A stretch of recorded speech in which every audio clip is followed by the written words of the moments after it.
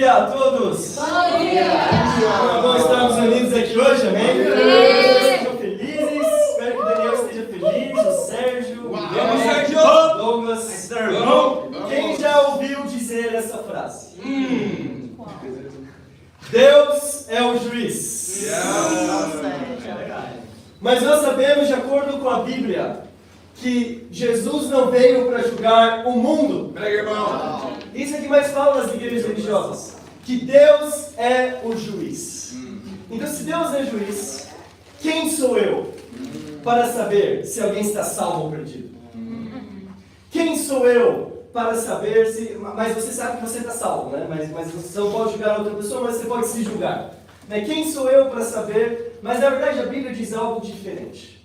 A Bíblia diz que Jesus não veio julgar o mundo, mas a palavra de Deus é o nosso juiz, amém? Mas não é a mesma coisa? Qual é a diferença então de Deus ser o juiz ou a Bíblia ser o juiz? É porque se Deus é o juiz, se Deus fosse o juiz, então nós não poderíamos saber se estamos salvos ou perdidos. Porque nós não somos Deus para saber isso. Então eu me sinto salvo, eu me sinto perdido, eu acho que Deus falou comigo que essa pessoa... Mas Deus falou outra coisa, mas Deus... E a gente não sabe o que dizer, mas como a Bíblia que julga, nós com a palavra de Deus podemos saber se hoje você está salvo ou perdido. Amém. Vamos, irmão. E a Bíblia diz em Isaías 55, e eu nem ia falar isso, mas eu gostei muito da Santa Ceia da nossa irmã Carol, amém? Amém. Em Isaías 55, versículo 11 diz... Isso de hoje no meu tempo com Deus. Espero que os tempos com Deus estejam incríveis. Amém? Amém. Isaías 55, 11 diz: o mesmo acontece com a palavra que sai da minha boca. Não voltará para mim sem ter produzido o seu efeito. Amém. Sem ter realizado a minha vontade. Sem ter atingido os meus propósitos. Amém. Deus diz aqui que a palavra que sai da boca de Deus, ou seja, a Bíblia, que é a palavra de Deus, ela sempre vai ter efeito na vida das pessoas. Nunca a palavra volta vazia. Amém. Então você pode pensar, nossa, eu tenho convidado esse gajo do meu trabalho, eu tenho convidado esse gajo ou essa rapariga da minha universidade, mas eles recusam o convite. Eu tenho convidado os meus familiares, mas eles recusam o meu convite. Mas saiba que a palavra de Deus não volta vazia. A palavra de Deus tem efeito, amém? Tem efeito. Vou fazer uma oração para a gente começar aqui. Pai amado Deus, eu oro, Pai, por hoje, Deus. Eu agradeço a Ti, Deus, por estarmos unidos como família. Eu oro nesse momento pela Isabela, que está com febre, Deus, e com dores. Eu oro para que o Senhor esteja com ela agora, Deus, e que ela possa estar assistindo agora virtualmente, inspirada do outro lado, Pai. Eu oro pelo Luca também, para que o Luca fique feliz. A gente nota a falta do Luca aqui no culto. Eu oro para que o Luca esteja bem de saúde. Também oro para o Michael e Maria que estão viajando agora. E eu oro, Pai, para que o Senhor esteja com eles na viagem de volta. Eu oro para que hoje, Deus, o Senhor possa nos inspirar com o Teu Espírito Santo, Pai. Para que essa pregação agora não seja só mais uma pregação de domingo. Que a gente vem aqui vestido bonitinho e assiste a pregação sentadinho. Mas eu oro para que essa pregação, que fomos ler na Tua Palavra hoje, Deus, que isso possa realmente ter efeito nas nossas vidas. Que a Tua Palavra hoje, a Bíblia diz, Deus, o Senhor fala que a Tua Palavra não volta vazia, Deus. E eu oro para que nós saiamos desse lugar aqui hoje, Deus, inspirados, Deus, animados, Pai, para termos um coração segundo o Teu coração. Eu oro por isso em nome de Jesus Cristo. Amém. Amém. Amém. Bom, irmãos, às vezes nós limitamos muito a Deus. E nós falamos o que Deus, nós achamos que nós sabemos o que Deus acha e o que Deus pensa. Mas Deus acha que é bom que eu faça isso e a gente faz isso. Mas Deus acha que é ruim que eu faça aquilo e a gente não faz aquilo. Mas hoje você pode saber exatamente o que Deus acha. É só abrir a palavra de Deus. Você não vai encontrar em outro lugar a não ser a palavra de Deus. E Deus, Ele é o Criador do universo. Deus simplesmente é. Eu nem consigo falar que Deus sempre existiu. Porque a própria palavra sempre depende de um tempo. E eu começo a limitar a Deus, falando que Deus sempre existiu. A Bíblia diz que Deus é eterno. Uau. A Bíblia diz que Deus é eterno, porque a eternidade é um conceito que a gente nem consegue entender. É verdade. Você consegue pensar em algo que não teve começo e nem tem fim? Uau. É muito difícil entender isso, porque nós somos seres limitados. Nós tentamos encaixar Deus da maneira como que nós vemos a Deus. E muitas vezes a maneira como nós vemos Deus é a maneira como nós vemos nossos É pais. verdade. É a maneira como nós vemos as autoridades aqui, é a maneira... Por quê? Porque nós somos pessoas limitadas. Vamos, irmão. Deus não existe no tempo, mas o tempo existe em Deus. E eu digo isso porque antes eu era ateu. E eu não acreditava em Deus. E eu não conseguia perceber se Gênesis capítulo 1 e capítulo 2 era algo literal ou era algo metafórico. E eu vivia nessa questão, como se isso fosse o que me daria fé para acreditar em Deus ou não. E eu tentava reduzir o livro de Gênesis para tentar caber na ciência moderna. Como se quando Moisés escreveu Gênesis, 3.400 anos atrás, como se Moisés estaria tentando debater com Charles Darwin, ou seja, quem for. Eu tentava limitar, eu tentava entender a Bíblia da minha perspectiva. Assim como temos discípulos aqui nessa sala, que antes eram ateus, ou que antes eram agnósticos. Sim. Né? E, por exemplo, a Filipa, por exemplo, o Brian, a Ana, eu, que tentávamos tentar entender Deus de uma maneira dessa perspectiva. Temos discípulos aqui que antes eram evangélicos, amém? Sim. E Amém. alguns que eram muito evangélicos, né? Sabe o que quer dizer? Amém. E eles, hoje a ideia que essas pessoas têm de Deus é uma ideia ainda limitada de acordo com a nossa perspectiva.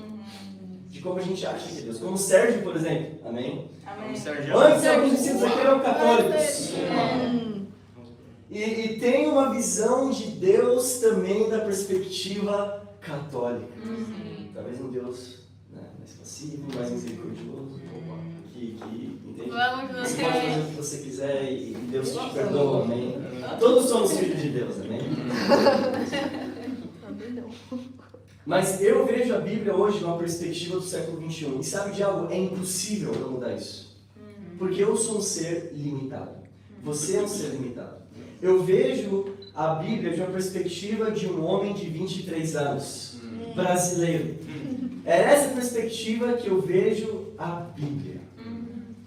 Mas, 3.400 anos atrás, Moisés escreveu Gênesis para o povo de Israel, que saía do Egito e ia até a direção de Canaã. Ou seja, uma perspectiva totalmente diferente de quando eu leio Gênesis hoje. E tanto o povo do Egito como o povo de Canaã, eles tinham as suas próprias histórias místicas de como o mundo foi criado. Eles tinham uma metafísica própria deles. Eram histórias pagãs.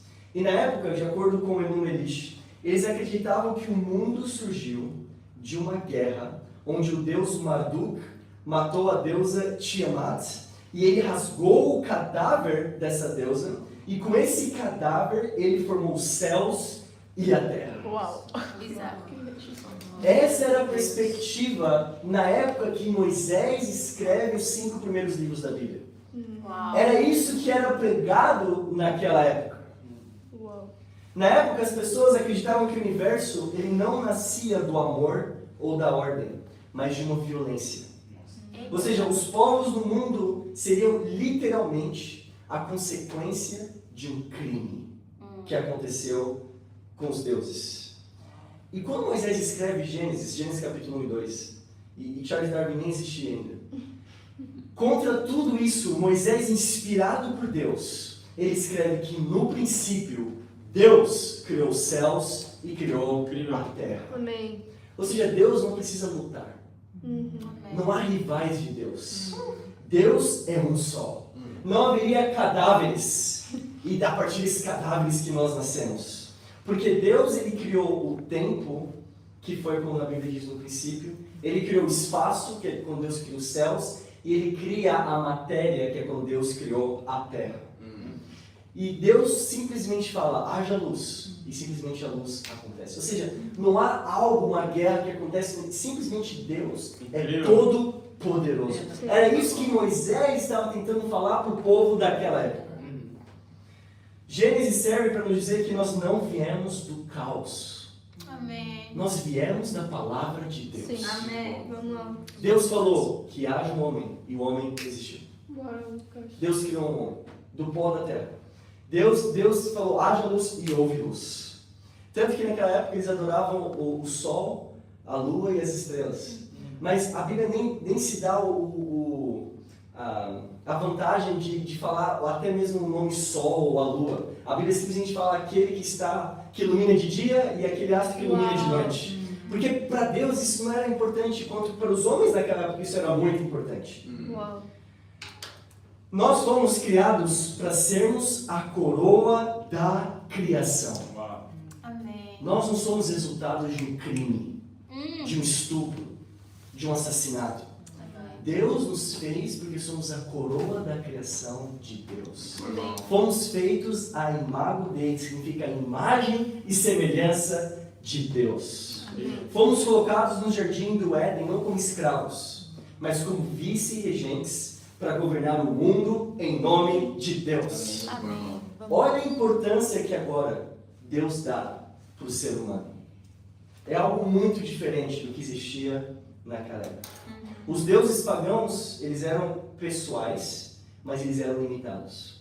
Ou seja, você poderia falar com Deus, você poderia entender qual é a imagem desse Deus pagão. Quando você pensa em Zeus, quando você pensa em Odin na mitologia viking, ou Poseidon na mitologia grega, você pensa nesse, você consegue visualizar esses deuses, porque eram deuses pessoais, mas eram deuses limitados, totalmente limitados ao tempo e ao espaço. Naquela mesma época, depois vem o Deus dos filósofos, que era já um Deus absoluto. Você não conseguia entender, mas era um Deus impessoal e distante. O nosso Deus, o Deus do universo, é um Deus absoluto e ao mesmo tempo pessoal. Amém. Esse é o nosso Deus, que é Incrível. Jesus Cristo. Amém? É um irmão muito bom. Ele é absoluto e ao mesmo tempo ele sofreu numa cruz para nos dar de exemplo do que fazer. Amém? Muito bom. O nosso Deus é soberano, ele está fora do espaço-tempo. Mas ao mesmo tempo ele se relaciona profundamente com você. Por quê? Você é especial. Deus se importa com você. Muito bom. Sim. Você fala, eu sou 1 em 8 bilhões. E talvez essa seja a falsa doutrina hoje que nós temos na nossa sociedade aqui, principalmente na Europa. Nós somos apenas mais um pontinho no mundo e a gente vai se dissipar. E é verdade isso. Mas Deus ainda se importa com você. Muito bom. Deus se preocupa com você. Deus chora quando você chora. Deus se alegra por você. Deus se entristece quando você peca e se afasta de Deus. E Deus quer ter um relacionamento contigo, amém? Amém. O título da pregação hoje é A Descendência de Deus. Amém. A descendência de Deus. Vamos, Lucas. Você é a descendência de Deus na terra. Vamos lá, irmão. A Bíblia diz em João capítulo 1, versículo 12: A todos quantos o receberam, deu-lhes o poder de serem feitos filhos de Deus, amém? Amém. Você é hoje descendência de Deus. Isso traz muita responsabilidade, né? Porque os descendentes de Deus são os filhos de Deus. Prega, irmão. E a minha pergunta hoje é: você é hoje um filho de Deus? De acordo com a Bíblia. Você é um filho de Deus. Ou talvez você até seja um filho de Deus, mas talvez um filho ingrato e mimado. Uau. Mas talvez um filho... Muito bom, Lucas. Que tipo de filho você é para o seu pai hoje, que é Deus? A Bíblia diz que os discípulos são sacerdócio real, Uau. nação santa, povo exclusivo de Deus. Amém. Está lá em 1 Pedro 2, versículo 9. Mas tem alguns aqui que não agem como se fizessem parte de uma nação santa. Prega, Alguns de irmão. nós aqui. Alguns de nós aqui, nós agimos como se fizéssemos parte de uma nação terrestre, de uma nação mundana. onde a gente começa a colocar a nossa cultura do meu país acima da cultura da Bíblia. Ah, mas eu sou brasileiro. E eu só apenas escuto música brasileira, eu apenas penso na cultura brasileira, eu falo como brasileiro e eu não estou nem aí para tentar conquistar outras pessoas. Olha, eu sou guineense. E eu apenas falo de maneira guineense, eu apenas como guineense, o meu Instagram é todo sobre a Guiné, e eu sou guineense, eu tenho orgulho de ser guineense, eu não ligo para as pessoas aqui. Vamos, Lucas. Ou até mesmo um português. Eu sou português, vim lá do Alentejo, e eu penso em Portugal, e eu detesto os imigrantes aqui. Não, a Bíblia, ela diz que todos nós aqui fazemos parte da mesma nação. Prega, irmão. Uma nação santa. Prega, irmão. Essa é a nossa cultura. Amém, muito bom. Antes de ser brasileiro, eu sou um discípulo de Jesus. Amém. Amém. Muito bom, Lucas. Antes de ser brasileiro, eu sou puro. Antes de ser brasileiro, eu amo a minha esposa. Antes de ser brasileiro, eu evangelizo. Antes de ser brasileiro, eu sou um discípulo Amém. de Jesus Cristo. De Cristo. Do que você se orgulha hoje? Dos seus ancestrais? Ah, mas os meus ancestrais. Né? Alguns brasileiros, meus ancestrais italianos, né, do Brasil, né, Brian? E a Dani, né? Eu não sou tão brasileiro, eu sou brasileiro e italiano também. Né? Meu Deus do céu. Ou você se orgulha da sua ancestralidade e vir de Jesus. Jesus é seu ancestral. Amém. Primeiro ponto. Quanto mais próximo de Deus, mais próximo dos filhos de Deus. Amém. Colossenses capítulo 1. Vamos, Lucas.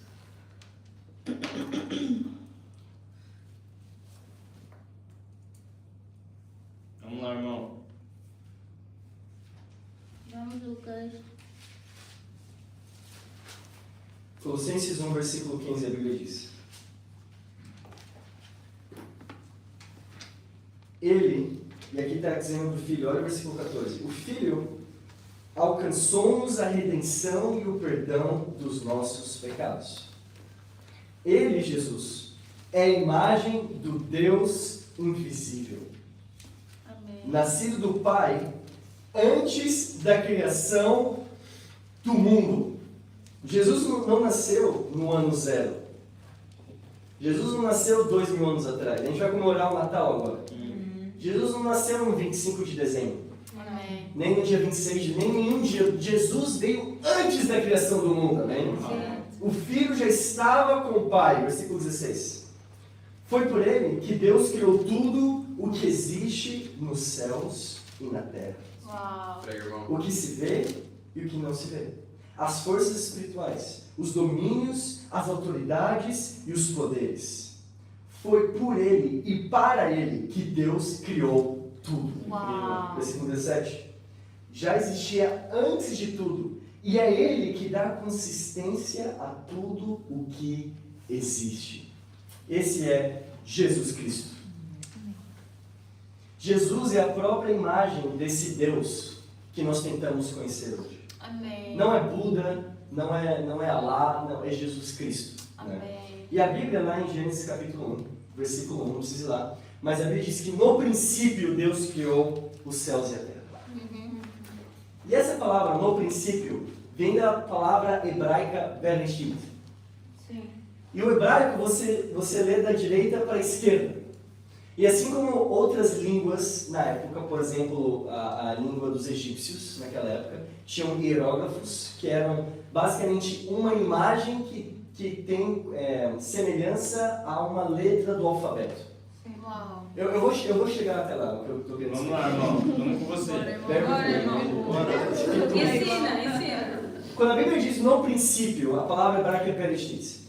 E cada letra dessa palavra tem uma imagem Uau. que se diz semelhante a essa letra, como vários alfabetos da antiguidade. Sim. Né? E a primeira letra do Bereshit é a letra Bet, que a imagem para essa letra é uma tenda, é uma casinha. Okay? A segunda letra é o Resh, no hebraico. E a segunda letra, a imagem que dá semelhança a essa letra, isso são os judeus que falam isso, não é nem os cristãos, são os judeus, está em hebraico isso. O Resh é uma cabeça. Então a primeira letra é uma tenda, a segunda é uma cabeça. A terceira letra é o Aleph. E o Aleph, ele não tem um som quando ele é colocado dentro de alguma palavra. E esse Aleph, a imagem dele são chifres. Porque chifres para os judeus significa força ou poder. E lá em Zacarias capítulo 1, versículo 18 a 19, você vê que o chifre para os judeus significa força e poder. Depois tem o Shin. O Shin, essa letra, vem de destruição. Uau. Vem de fogo. A próxima letra é o Yod. E o Yod vem de uma ação. E a imagem desse Yod é uma mão, que simboliza uma ação. Principalmente quando Deus fala lá em Êxodo 3, que eu sou, estava mandando você dizer ao faraó, ele fala Iavé. E esse Yah vem dessa letra Yod, que significa uma ação de ser. Amém? Estão comigo ainda? Sim. Ok. Vamos, Lucas. E a última letra dessa palavra é o Tali, que a imagem é simplesmente uma cruz. Uau. Simplesmente uma cruz. A cruz não veio com Jesus Cristo. Uau. A cruz já era um símbolo antigo Sim. a Jesus Cristo. Amém? Que os judeus já tinham a crucificação já existia antes do Império Romano. Quando você coloca cada letra, só que com suas imagens, você vai ver que a cabeça da casa, destruição com força, numa ação onde? Na cruz. Uau. Uau. Essa é a primeira palavra da Bíblia. A cabeça da casa, que em outras versões é o Barson, que nós acreditamos que é Jesus Cristo, sofreria uma destruição com força na cruz. Uau. Uau. A primeira palavra da Bíblia já fala sobre a crucificação de Jesus Cristo. Amém. E a Bíblia diz em Isaías 46, versículo 10, que desde o princípio eu faço conhecido o fim. Desde o princípio, Deus já fazia conhecido o fim. Muito bom, irmão. Que seria Jesus crucificado numa cruz, amém? Amém. Vamos, Lucas. Esse é o Jesus que nós adoramos.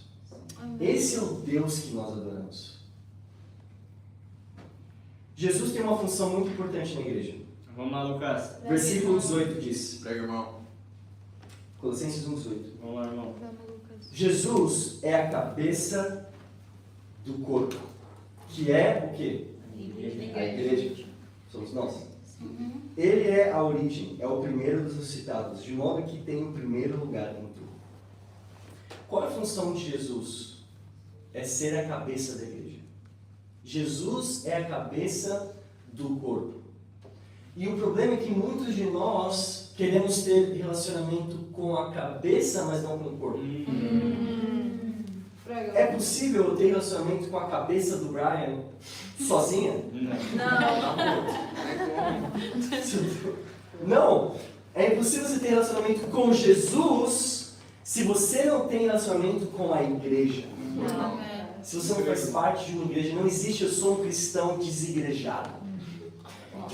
Não faz parte de uma igreja. Não existe isso. Um discípulo de Jesus, ele tem relacionamento com Deus e com a igreja. Amém. Quanto mais próximo de Deus, mais próximo dos discípulos. Mais próximo dos discípulos. Imagine alguém que vai ao ginásio todos os dias. Vamos, Dani. Bora, Daniel. Vamos, Daniel. Que não perde um treino. Treina 6 e às vezes até 7 vezes por semana. Pense em alguém que faz dieta. Alguém que está focado. Alguém que posta sua progressão no Instagram, porque tem que postar. Porque se não postar, não aconteceu. Alguém que treina até as poses no espelho para saber se está crescendo. Alguém que treina muito bem, treina como Daniel, né? Vamos aí, ó. Vamos. Agora imagina uma outra pessoa. Alguém que paga a inscrição do ginásio, mas não vai. Ai. Mas perde o treino. Sou eu. Alguém que treina talvez de segunda-feira e depois na terça-feira já não quer mais e fica semana sem treinar. Não vai ao ginásio.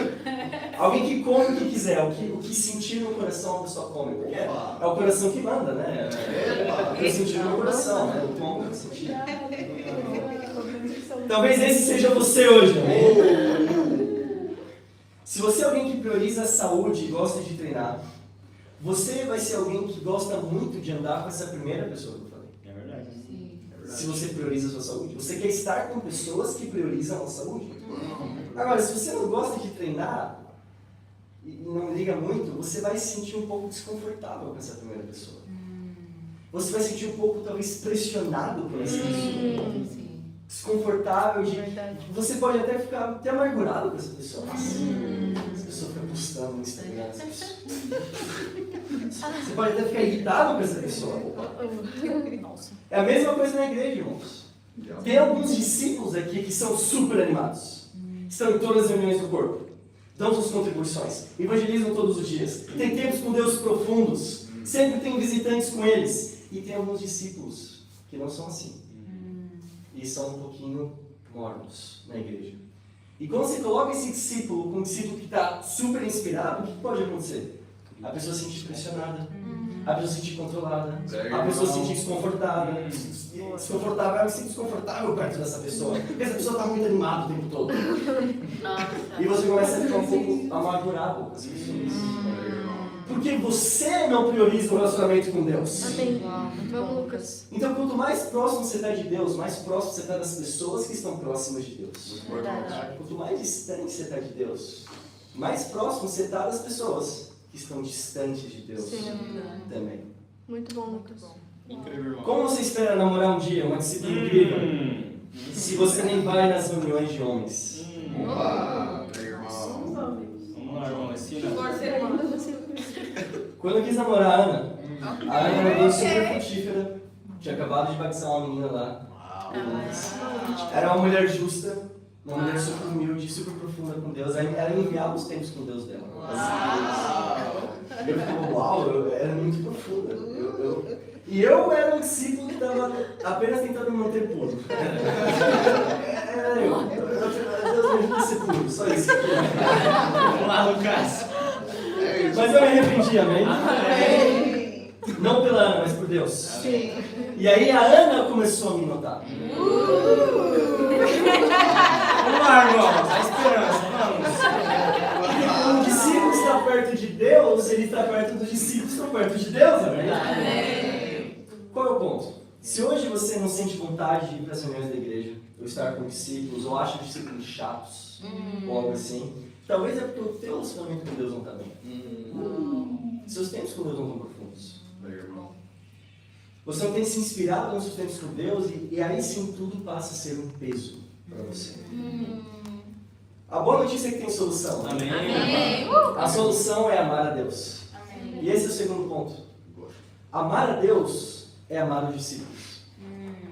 Amar a Deus é amar os discípulos. Olha em 1 João capítulo 5.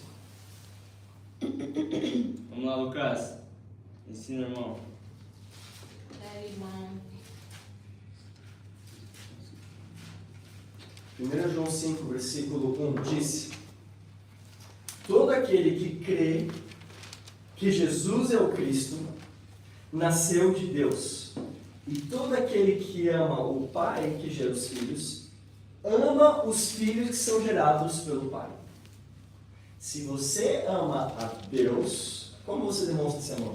Amando os filhos gerados por Deus. Uau. Isso é algo meio óbvio para as pessoas que são pais aqui, né? Se alguém ama o seu filho, se alguém dá um presente para Lorena e ajuda a Lorena, ou o Luca, ou o outro Luca, como que você vai sentir como pai? Vai se sentir amado também. Porque quando alguém ama o seu filho, você se sente amado. Assim como Deus. Quando nós amamos os filhos de Deus, Deus se sente muito amado. Muito bom. É o que a Bíblia diz. Muito bom. Vamos, Lucas. Então, se você não ama as pessoas que estão aqui, você não ama a Deus. Uau. E qual a melhor forma de você amar as pessoas que estão aqui? Será que é querer agradar as pessoas que estão aqui? É querer dar um presentinho para alguém? É querer falar o que os ouvidos coçantes da pessoa querem ouvir? Será que essa é a melhor forma de amar alguém de verdade? Amar alguém é falar a verdade para a pessoa. Quando nós falamos a verdade para as pessoas que estão aqui, nós estamos amando a pessoa e estamos amando a Deus. Porque Deus é o Deus da verdade. Muito bom, irmão. Vamos supor que o Antônio chegue para mim amanhã Opa. e diga: Lucas, eu tive uma ideia genial. Ok. Incrível. A minha ideia é que eu quero fazer uma tatuagem de um unicórnio aqui na minha testa, rosa, Brilhante. Essa é a ideia genial que eu tive. E o meu coração diz isso. Eu acho legal essa ideia. O que você acha, Lucas? Eu posso falar para você, não, Antônio. Acho legal a ideia, irmão. Você vai ficar muito bonito assim. Eu vou acariciar o ego do Antônio, achando que eu estou amando o Antônio assim. Se você sente no seu coração, vai lá, faz o que você gosta de fazer. Ou eu posso falar a verdade pro Antônio. E falar que isso vai ficar ridículo. E que ele não vai conseguir um trabalho, que ele não vai conseguir. Eu posso falar a verdade pro Antônio. Porque a melhor maneira de amar alguém é dizendo a verdade para a pessoa. Ainda que doa. Ainda que vá contra as experiências que a pessoa já teve. Amém. Ainda que você perca amizade com essa pessoa. Mas você ama mais a pessoa do que a amizade que você tem com a pessoa. Sim. Isso é amar verdadeiramente Muito bom, Lucas. alguém, amém? Amém. O quanto você deve odiar alguém para não dizer a verdade? Quando você está com os discípulos e você vê um pecado em alguém, porque as pessoas aqui pecam. Você percebeu já? Eu peco, todos nós pecamos. E aí você vê o pecado na pessoa e você interioriza para você deixar arquivado para o futuro, caso algo. Não é isso. Se você vira o pecado em alguém, você fala com a pessoa. Amém. Você é aberto, você ajuda, você fala a verdade. Vamos lá, irmão. Qual foi a última vez que você disse a verdade para alguém que está aqui? Isso é amar as outras pessoas. Né? Eu quero desafiar você a falar a verdade para alguém que está aqui nessa sala. Fale a verdade de maneira sensível, amém? Ainda mais as irmãs. Se o seu irmão não precisa ser tão sensível assim. Amém? Pode falar, não. Tá bom, isso que você fez foi ridículo. Mas se você é uma irmã, você pode falar com mais amor, amém? Mais sensibilidade, ok? 1 João 5, versículo 2 diz: Prega, irmão. Nós sabemos que amamos os filhos de Deus se amarmos a Deus e cumprirmos os seus mandamentos. O amor de Deus consiste em cumprirmos os seus mandamentos. E olha isso, os seus mandamentos não são um fardo. Não são pesados. É muito comum ver na igreja, e hoje eu estou pegando mais para os discípulos aqui, amém? Amém. Pela nossa situação. É muito comum na igreja nós vermos pessoas com muita responsabilidade na igreja, fazendo muitas coisas, cuidando de muitas pessoas, mas a pessoa está feliz, a pessoa está leve, a pessoa está tranquila, na verdade. E você vê algumas pessoas na igreja que não têm tantas responsabilidades assim, mas elas estão sempre nervosas, sempre preocupadas, sempre pesadas e não em paz. E a Bíblia diz que os mandamentos de Deus não são um fardo. Não é fardo ser puro. Não é pesado você não se masturbar de puro. Isso não é pesado. Não. Sim, é difícil, é uma luta que talvez você tenha pro resto da sua vida, mas não é algo pesado, não é um fardo. Se você tem a perspectiva certa. Tudo é uma questão de perspectiva. Prega, irmão. Vamos, Lucas. Quando que as coisas passam a ser um fardo pra gente? Quando as coisas não são sobre Jesus, mas sobre o nosso ambiente. Sobre o que acontece na nossa vida, sobre o que acontece no nosso coração. Quando as coisas que nós fazemos é sobre nós mesmos, tudo passa a ser pesado. Quando nós fazemos as coisas sobre Jesus, tudo é muito leve. É muito leve ser um discípulo. É muito leve ter seus tempos com Deus todos os dias de manhã. É muito leve você evangelizar. Você falar com as pessoas. É muito leve isso. Por quê? Porque você faz sobre Jesus e não sobre você e as suas inseguranças. Tem pessoas que passam por uma pequena perseguição. Talvez uma mensagem, né? A gente recebeu uma mensagem ontem de um estudo bíblico que vocês são desonestos e vocês são pessoas que não estão fazendo o que é certo. E isso já é suficiente para a pessoa duvidar das próprias convicções. Uau. Então, irmão. Já tem outras pessoas que sofrem perseguição muito mais forte que isso. É verdade. Talvez de algum familiar, talvez de alguém que te proíba de ir para o culto no domingo. E a pessoa está leve, a pessoa está feliz. Porque é tudo sobre o seu relacionamento com Deus. Amém. Vamos, Lucas. Seu relacionamento com Deus.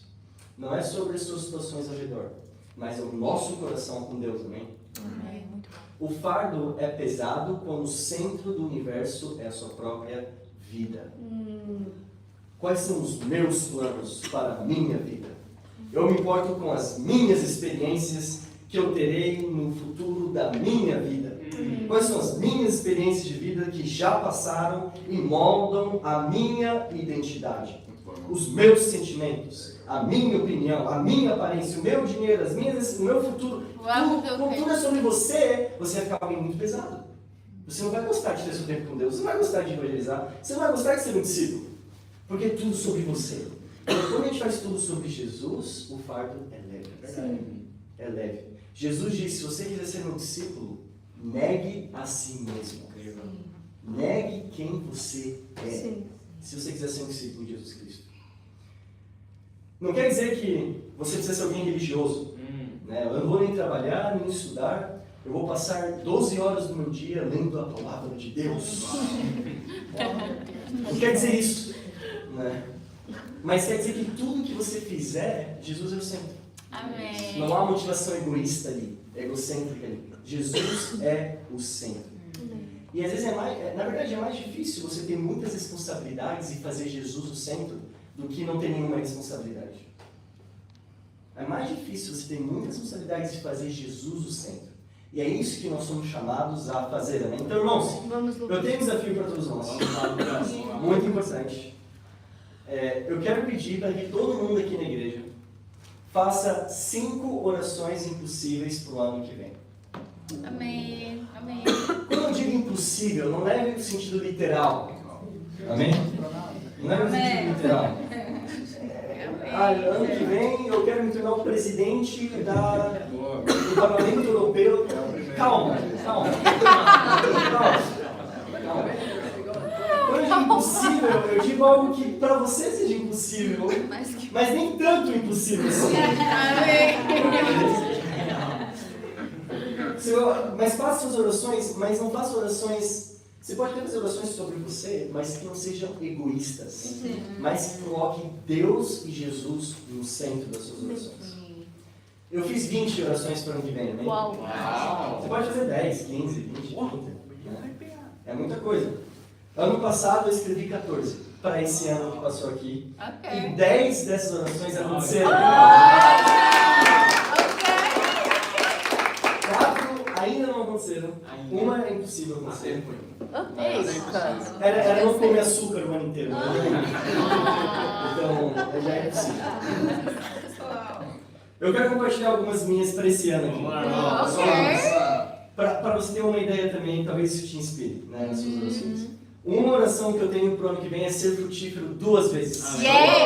A outra é aprender italiano. Amém? A outra é ler 20 livros. A outra é discipular 7 homens que lideram ou têm potencial para liderar em uma conversa bíblica. E a outra é chegar a 85 quilos. Amém? De novo, não é sobre o que é a sua oração, mas com que motivação você quer ter tudo isso. Será que eu estou fazendo Jesus o centro de cada uma? Será que eu quero adorar a Deus com o meu corpo? Com a minha saúde? Com o meu conhecimento? Por que eu estou fazendo tudo isso? Eu percebi que tem muitos italianos aqui em Portugal. E eu tenho tido alguns italianos visitantes. Então eu quero aprender italiano, amém?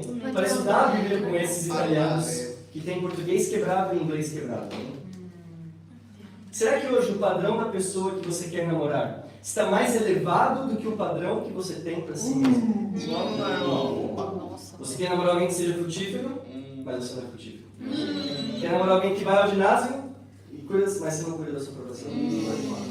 Quer namorar alguém com dinheiro e que leia livros, mas você não está lendo livros e você não está querendo fazer dinheiro. Irmãos, nós precisamos ter um padrão certo, nenhuma perspectiva certa. Vamos lá, irmão. E eu também quero pedir para que todos anotem as 5 orações impossíveis da igreja para o ano que vem. E eu quero pedir para que todos nós orássemos todos os dias por essas orações. A primeira oração, e quem estava aqui no Natal no ano passado? 4? 4 pessoas. 1, 2, 3, 4, 5, 6, 7 pessoas. Uau, a igreja está crescendo, amém? Eu Vamos, lembro que no Natal igreja. do ano passado eu falei as orações para esse ano da igreja. Né? Sim. Agora esse ano eu vou falar as orações para o ano que vem. Primeira oração. A igreja chegar a 40 discípulos. Amém. Em 5 conversas bíblicas. Uau. Ou seja, temos 2 conversas novas. Né? Hoje temos Convictus, Bible Talk e Valentes. Segunda oração impossível. É nós nos autossustentarmos como igreja. Amém? Amém. Acho que já vai chegar a hora ano que vem para isso. Amém. Porque nós nos autossustentarmos como igreja, a igreja de Londres vai poder usar as finanças para começar a igreja em Roma, na Itália. Então, o quão rápido nós nos sustentamos aqui é o quão rápido vai ter a igreja nossa em Roma, na Itália. Incrível. Vamos lá. Terceira oração. É termos pelo menos 5 pedidos de namoro e 2 noivados na igreja. Vamos lá, irmão. Eu tenho fé. Talvez eu tenha mais fé que vocês. Quarta oração. É uma oração para o cyber. Opa. É termos 1000 inscritos no YouTube. 1000 inscritos no YouTube e 5 mil seguidores no Instagram. Vamos lá. Vai acontecer. Vamos lá. Do cyber. 1000 inscritos no YouTube, sim. Eu tenho fé que isso é possível. Por quê? Isso alcança muitas pessoas. Sim, é verdade. Muitos discípulos conheceram a igreja por redes sociais. Uau. Né? E a quinta e última oração, eu vou pôr no grupo depois, ok? Mas eu quero que vocês anotem. A quinta e última oração é formarmos já a equipa missionária para o Porto, porque nós vamos Amém. enviá-la em 2027. Amém. Então, até o fim do ano que vem, nós temos que ter já a equipa formada. Se formos 40 discípulos aqui em Lisboa, nós enviaremos 10 para o Porto e ficaremos 30 aqui em Vamos. Lisboa, para começar uma igreja. Vamos, Porto. Vamos lá, Porto. Minha pergunta é, você fará parte dessa história? Sim. Você é a descendência de Deus? Sim. E quem será a sua descendência aqui em Portugal? Quem serão seus filhos espirituais aqui em Portugal? Amém. Para terminar, irmãos, olha lá em Isaías capítulo Quem serão 55. seus netos espirituais? Isaías 55, versículo 8. Muito bom, Lucas. Diz: realmente, o Senhor declara: os meus planos não são os vossos planos. Amém. Os vossos caminhos não são os meus caminhos. Amém. Quanto o céu está acima da terra, os meus caminhos estão acima dos vossos caminhos, e os meus planos acima dos vossos planos. A Bíblia não diz para não fazermos planos. A Bíblia diz que os planos de Deus estão acima dos nossos planos. Amém. Então, faça os planos para o ano que vem. Vai ser incrível. Ore, compartilhe nos grupos, fale com os discípulos para que nós oremos uns pelos outros. Mas Deus é quem tem a palavra final, amém? Amém. Independente do que aconteça no ano que vem, lembre-se que Deus tem planos maiores do que os nossos, mesmo que isso ainda não pareça. E a Bíblia diz que os nossos pensamentos estão aqui, na terra. Como o céu está para a terra, os pensamentos de Deus são superiores aos nossos pensamentos. O céu tem o primeiro céu, que é o céu que nós vemos aqui, a atmosfera. A Bíblia diz que tem o segundo céu, que é o universo, lá onde as estrelas e galáxias estão. E tem um terceiro céu, Ok. e lá estão os pensamentos de Deus. Uau. E aqui estão os nossos pensamentos. Os Amém. planos de Deus são bem maiores que os nossos planos. É isso, irmãos. Para Deus já todas as glórias. Amém. Amém.